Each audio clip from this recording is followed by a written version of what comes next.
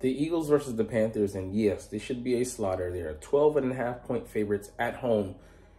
But, you know, the Eagles, this season at least, they don't overlook any opponent, and they haven't had too many highs and lows. They've beat the opponents they were supposed to beat, and some of them by a hefty margin. And they've, you know, also beat some other comparable teams to their talent level as well by a good margin that you want to see. So this has been a solid team. I don't expect a trap game or letdown game. It's too far in the season that, you know, they'd be betraying their consistency that they showed up until now. So anyways, we'll look at the matchups and dive into some of the other information as well as the enemy's perspective. What's up? It's your boy Cintron. Come back as you know that analysis video didn't kid you not. That's my real name.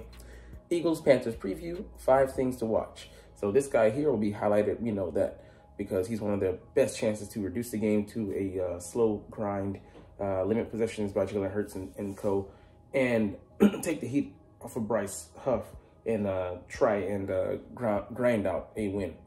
All right, anyways, first up here we have Saquon Barkley versus the Panthers, the Eagles. The Panthers' woeful run defense. So they rank last in the league with 166 yards allowed on the ground, and you know we saw what he did last game to the best rushing attack that was allowing, I think, around 75 yards a game or so. He had 107 yards and you know, a couple receptions as well. So I expect Saquon to go off, but hopefully we can get the guys out early, get them some rest, and he's not pushing for a new record. But I do expect him to key us on the ground and for us to be able to have our way with them, because they are just talent poor. We'll get into that on, you know, the enemy perspective later, but yeah, you know, they don't have the horses to run with us, quite frankly. All right, Jalen Hurts, A.J. Brown, and Devonta Smith versus the Panthers' woeful pass defense. So here they don't rank pretty highly either. 24th with 225 passing yards a game allowed, and this could be a game where finally, you know, A.J., Devonta, and co go off. But we shall see, because this will be Devonta's first game back. But I do want to get him just some rhythm timing in with Hurts, because this is a good, I hate to say it like this, but it's a good practice opportunity up against, you know, real life pro competition, but guys that aren't, like I said, at that level. J.C. Horn is a good, you know, physical specimen, but he hasn't lived up to his first round draft billing as of yet. But yeah, we should be able to throw all over the field on them.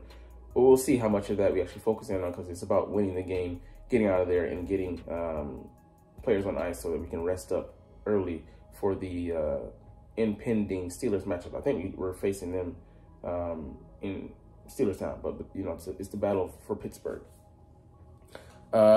Let's see, number 3, the Eagles' run defense versus the Panthers' rushing offense.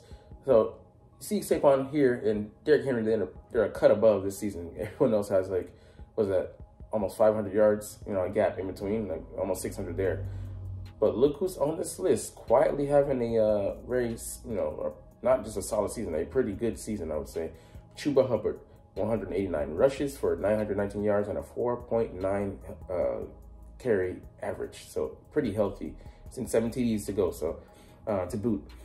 He, you know, is one of their keys that they have, being able to run behind a pretty good offensive line. One that, you know, has its dings here and there, but, you know, for the most part, I mean, it's a very promising line. And they're wise to lean on him and take some of that pressure off of Bryce and Bryce's shoulders and give him balance, you know. So I was watching the Philly Film Room podcast. Go and watch that. They're, I would say, the best evaluators as far as tape goes, and analysts on YouTube. But, you know, it's they want to have balance, like you said, Nick Waters said. But, you know, have they been able to, just the flow of the game hasn't allowed them to maybe, you know, do what they want to do. Because, you know, we've been able to run regardless. We were down 9-0 last week, and we were able to execute our game plan, you know, without any major hiccups, and we didn't panic. All right, so number 4, where might the Eagles go feasting with that offensive line? So he's a solid, you know, guy. He's developing, but very promising. You know, first round pick, 2022. I want to say he was out of Wisconsin, but I might have that mistaken. Damian Lewis and Robert Hunt, they were brought in via free agency, and they're pretty solid guys, especially Robert Hunt. Cade Mays is their third stringer, I believe, so, you know, he's not very promising. Taylor Martin, a solid veteran, but I would say, you know, the weakness is in that center spot. And, you know, but still, these guys can be giving problems, and we'll see how Jordan Davis plugs up the run against them, as well as, you know, Jalen Carter, you know, getting he's been on everybody's head this year, you know, just slapping him, quite literally. I mean, he's been abusing guys left and right, making Pro Bowlers and all pros look, you know, out of their depth. So, I mean, he's just having a very good, explosive year. He's keen. He's a star, yeah, the line, but he's a straw that starts to drink there. And with him commanding double teams, the guys that have, you know, gotten single coverage or single pass blocking, a single pass blocker allocated to them, like Milton Williams and Moro Jomo when he comes to the game, Thomas Booker when he comes into the game, yeah, Jordan Davis as well. They've been able to eat, and, you know, it's just been money. So, I mean, it's funny, crazy. As many snaps as he's playing, you think that he would wear down when the game prolongates, but he maintains that same energy. So shout out to his conditioning. He looks night and day different from the rookie year coming in and all that drama he had surrounding him, you know, with the unfortunate incident with his classmates, his teammates perishing in that unfortunate accident that, you know, you can chalk up to youthful hubris. Yeah, anyways, their egos getting in the way. But, you know, yeah, 6 out of 10, I definitely, you know, like our chances, just because, like I said, we have a front man who's one of the best in the league, and hopefully he starts really getting his national recognition, and they don't short him on the Pro Bowl, you know, well, not just Pro Bowl, all pro honors, because he's been, you know, one of the top 5 interior linemen. You can't tell me that he hasn't been. All right, number 5, the Eagles coaching staff versus the trap game. I'm not even worried about this one because, like I said, we've just been focused this year, and it's funny, we're 10-2. Because we were at the same point last year, we, you know, had just come off a loss, you know, versus the 49ers. We got beat pretty bad, but no one in the world, in their right mind, in the world, will tell you that we were going to go on such a losing streak and have such a precipitous drop off from there. So I'm thankful that, you know, like again, Philly Film Room highlighted this time Eric Sidewaters, that coaching has made a huge difference, but not just the coordinators, you know, Kellen Moore on the offensive side and Vic Fangio on the defensive side, but also looking at the position coaches, the, you know, difference that Bobby King has made in, you know, coaching those linebackers up this year. N'Kobe Dean and Zach Bond, maybe less so, I would say, you know, no, they've done a great job coaching them because it's been a new position for him, interior different linebackers. So shout out to them for doing that. But also the, you know, secondary, they have a safeties coach, I can't think of his name, might be Ulbrich, but you know, definitely cornerback coach Christian Parker. I mean, what he's brought, you know, a rising star from the Denver defense. It's, I mean, you love seeing, like, I saw a glimpse of it when, what's his name, Quintanamo Bay was pressing in the, you know, in the Tampa Bay game. I'm like, what, we're pressing? I was so shocked because I hadn't seen, you know, the likes of that from our DBs in years, you know, playing that type of coverage and playing with that type of technique and that mindset. So I'm so glad we switched gears and we've been able to step on the gas, put our foot on the gas pedal since the bye week. It's been 9-day difference. So I trust these guys. They've earned that, you know, trust equity. And you know, it's funny. They trust each other. Coaches trust them. They know it. You can hear on like the insider tape where, you know, Nick Sirianni says, you know, he's not going to change things or what he's going to do. He's not going to do something because he trusts the guys. They come to the sideline and they confirm that. They're like, see, I told you Nick Sirianni trusts us. Like, that is huge, you know. Anyways, let's get to the second part of this video. Eagles-Panthers game preview, 5 questions and answers with the Week 14 enemy. So that'll be the Carolina Panthers. Let's get their perspective and see how they're looking at it from their side.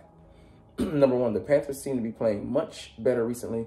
What's all going into that, and do you expect them to keep it up? So, I mean, Bryce Young, they're just kind of, I think, designing things so that, yeah, he can be a gunslinger, firing in passes. And his receiving talent isn't up to par, but you like what you're seeing from him as far as mentality. And yeah, even if he is more apt to risk, risk things and be a little turnover prone, you'd want to see that versus the shell of himself that you saw playing earlier this year and last year. Just he looked bum rush, as a rookie, whereas his counterpart, the second overall pick, just a pick later, CJ Stroud was taking off, going into different stratospheres, I should call them. But he's come back down to earth a bit more this year, but still a solid quarterback. But he just needs help, blocking in front of him with the offensive line. But you talk about Bryce Young here; he has a solid offensive line in front of him, so you look forward to seeing him grow. And I want to see what he can do against this Eagles defense and see if he's going to get easily flustered, fall back into old habits, or is he going to continue to fight and plug away and, try to do what he can. Because, we know idealistically he's not going to win this game. But how you show yourself, what you prove to yourself and the guys in the locker room. All right, number 2 on a scale of 1 to 10, what's your confidence level in Bryce Young right now and why? With 10 being the most confident you could possibly be. So, I don't know. I mean, I would say, yeah, confidence aside, I give him a 7 because he has turned, things around for himself this year. And that's huge. After getting benched, he actually took to it, learned from it, and was able to bounce back, in the most positive of ways, They've won, a couple of games, but they've been on the precipice of beating teams like, I think it might have been the Raiders, but definitely, they drove the Kansas City Chiefs to the brink of, defeat, but they're the champions, they have that medal. But in this game versus us, I give him a 4 because I don't think he's going to win. I think he's going to show some things, and early on is, I think, the best chance to get us. So I think if he can build early momentum and with them having not really someone, for us to key on other than really Thielen and then Hubbard, Leggett could be a big surprise factor if he is able to, come down with some jump balls or use his athleticism, his height, his speed. A 4'3" guy at 220, and I think he's like 6'2" or 6'3". That presents a problem, but his problem has been consistency. He's not a hands catcher. He double catches the ball, so we'll see how that plays out. But there are ways for them to win this game, and one of them is using, the weapons that they do have. Also, Jatavian Sanders, we'll see if he's able to play in this game. Him coming off an injured scratch. He had a neck injury, so he's questionable. All right, the Panthers are allowing the most rushing yards per game in the NFL. Why is that the case? And do you expect Saquon Barkley to be able to take advantage of that being short interest? Yes, because, he's such a beast. But let's talk about their members. These guys have been injured. Jadeveon Clowney, DJ Wonnum, and Josie Jewell. I think inside linebacker. But anyways, part of their front 7. And they just haven't had the pieces, and also their talent poor. I can't name, the players, and I can't say without confidence anybody outside of an extreme Panthers fan can name the guys as well. So, it's that kind of problem, an April problem that they hope to remedy, but that doesn't happen overnight. You got to bring in guys, while you still have them on a rookie contract, while you still have a huge amount of pool of money that you can use in free agency, and you don't have bringing in those young guys that they're not yet on their second contracts, on the initial contracts. Try to take advantage of that and build around him, but they don't have the horses right now. All right, number 4, which matchup do you like working in the Panthers' favor? Kind of already told you. Leggett going up against our guys. Just I'll put Q on him, but we'll see. If he's able to shake free one, and then he's kind of more of a goal ball guy, straight line speed. Doesn't have a huge repertoire of routes he can run with a high level of efficiency. So, I mean, that's your best chance, and then seeing what you can do with Adam Thielen. But I think, even where he's at, a vet like Slay, you put him on him and he can lock him up. But we shall see if that's effective. But anyways, we're going to get out of here on that note. But it's all good because I know that you're not even watching, though. Like I said, it's cool. Because I love talking about the freaking stinking Philadelphia Eagles, who I do love. And I love making these videos. So we'll chunk this is officially. But as always, it's fly, Eagles, fly, and let's motherfucking go. Like, comment, share, subscribe. Thanks for watching. Check me out at Cintron Cintron Anime, Cintron Life, or Cintron Laughs, or other social media.